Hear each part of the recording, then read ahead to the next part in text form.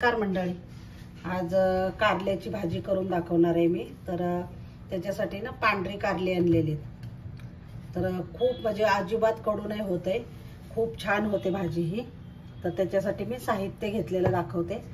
तर एकदम थोडेसे शेंगदाणे घेतलेले आहेत बघा, 1 इंच आलं आहे आणि कोथिंबीरच्या काड्या आहेत। लसूण घ्यायचा आवडीप्रमाणे, लसूण जास्त घातला तरी चालतो।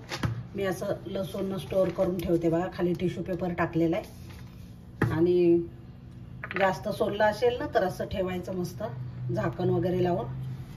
आणि थोडंसं खोबरं घालते मी, वाटलेलंच खोबरं आहे, थोडं घालणार आहे। आणि हे सगळं वाटून घ्यायचं मिक्सरच्या याच्यामध्ये भांड्यात टाकून। अजिबात पाणी घातलेलं नाहीये, तर याच्यामध्येच मीठ वगैरे टाकणार आहे। जरासं जाडसरच वाटून घेतलंय। आता परत एकदा फिरवायचं आणखीन मीठ आणि तिखट टाकून। तर तिखट तुमच्या आवडीप्रमाणे टाका।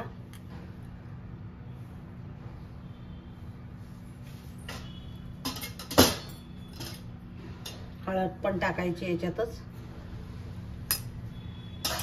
आणि मीठ टाकायचं। हा काळा मसाला आहे साठवणीतला, मीठ टाकायचं आवडीप्रमाणे आणि ह्याला एकदा फिरवून घ्यायचं। अजिबात पाणी घातलेलं नाही मी। आता हे मिक्स करून घ्यायचं चांगलं आणि कारले कट करून घेते। आणखीन कारले मी कापलेले नाहीये।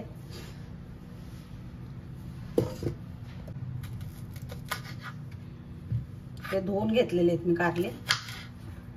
तुम्हाला जेवढी लहान मोठ्या फोडी पाहिजेत ना तशा करून घ्यायच्या। हे बघा, आणि ही पांढरी कारली ना अजिबात कडू लागत नाही या पद्धतीने केले ना। तर आता मी मध्ये एक एक चिरून घेते, असे वांगी कसे आपण चिरतो त्या पद्धतीने सगळे मी आता चिरून घेते। आणि अजिबात बघा कवळी आहेत, अजिबात बिया वगैरे काय नाही आहेत। तर बिया आतलं काही काढायचंच नाहीये, असंच ठेवायचं। अगदी थोडंसं मीठ घ्यायचं आणि थोडंसं चोळायचं आतमध्ये मीठ त्याला, कारल्याला।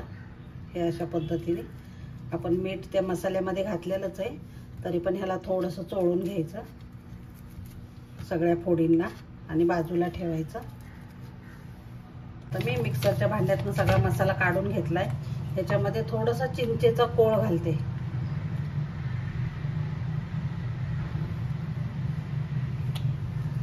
आणि थोडासा गूळ घालायचा, अगदी थोडासा गूळ घालायचा। आंबट गोड चवीचं ना एवढं छान लागतं ना कारलं हे, आणि अजिबात कडू होत नाहीये। आता हे सगळं मिक्स करायचं। मी अजिबात कुठेही पाणी घातलेलं नाही आहे याच्यामध्ये वाटताना वगैरे। तर मस्त मिक्स करून घ्यायचं आणि सगळ्या फोडींमध्ये भरून घ्यायचा मसाला। मीठ लावल्यानंतर मी काही धुवून नाही घेतले कारलं, त्याच्या आधीच धुतलेलं होतं। आता हे सगळं भरून घेते मी। खूप टेस्टी होतं कारलं, तर या पद्धतीने तुम्ही नक्की ट्राय करा। आता मंडळी सगळा मसाला भरून घेतलेला आहे मी, आणि मी याच कढईमध्ये शिजायला ठेवणार आहे कारलं। आता तेल टाकून घ्यायचं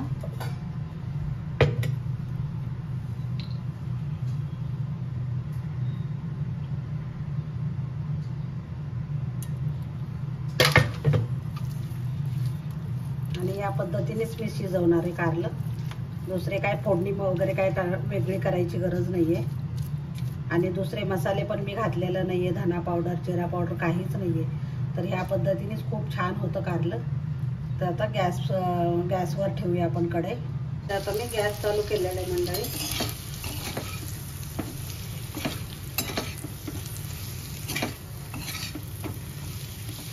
फोडणीमध्ये मी काही टाकलेलं नाही, जिरं मोहरी काही नाही टाकले।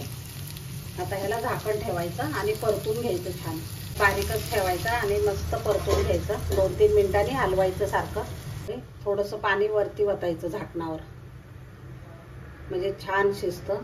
आतमध्ये नाही ओतलं तरी चालतं पाणी। आणि 2-3 मिनिटांनी सारखं मिक्स करत राहायचं। ते टाकल्यामुळं ना करपत पण नाही आणि मस्त शिजून निघतं कारलं।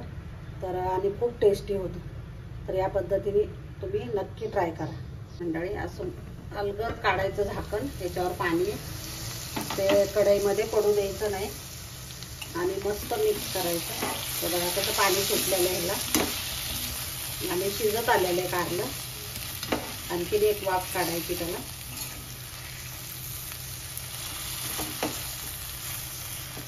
थोडंसं कच्च आहे, एक वाफ काढूया आणखी.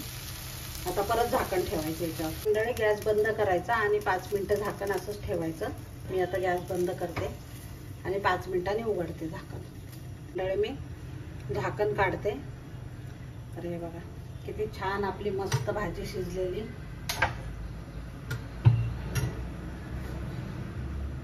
मी तुम्हाला तोडून पण दाखवते. इझिली कट होते. तर एवढी मस्त झालेली ना टिफिनसाठी तर खूपच भारी ही भाजी. जराही पाणी नाहीये आणि 2 दिवस राहते बाहेर. फ्रीज बिना 2 दिवस राहते. मस्त आहे. प्रवासात न्यायला पण छान आहे. तर नक्की ट्राय करा. आवडलं तर लाईक, शेअर आणि सबस्क्राईब करायला विसरू नका. तर मी थोडीशी कोथिंबीर टाकून गार्निश करते आणि मस्त चमचमीत भाजी तयार झालेली बघा. डायबिटीज लोकांसाठी तर खूप मस्त आहे हे पर्याय. तर नक्की ट्राय करा तुम्ही पण. आणि खायला तर खूपच भारी लागते. चपाती, भाकरी किंवा नुसती खाल्ली तरी आणि किंवा भाताबरोबर खाल्ली तरी खूप छान आहे. तर नक्की ट्राय करा.